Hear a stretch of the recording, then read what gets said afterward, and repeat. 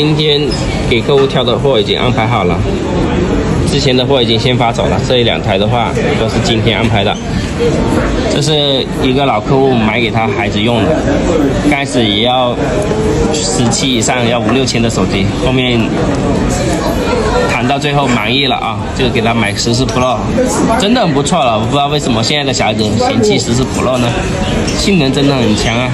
我现在作为一个卖手机的，我自己都用不起了。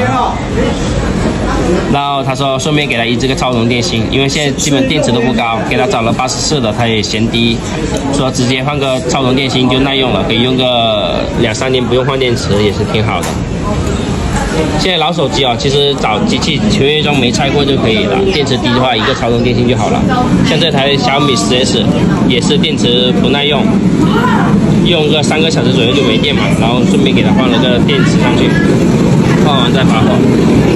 小米10S 几百块钱来用还是很不错的，因为它的声音很好，而且处理器是骁龙870的处理器，来用还是不错的。边框是属于金属的边框不是塑料的。买手机我都是尽量推荐旗舰机的，几百块钱也能买到很不错的手机。这个来放声音是很好的，刷抖音也好，还是看视频都是很爽、很舒服的。我很喜欢小米10S 这一款。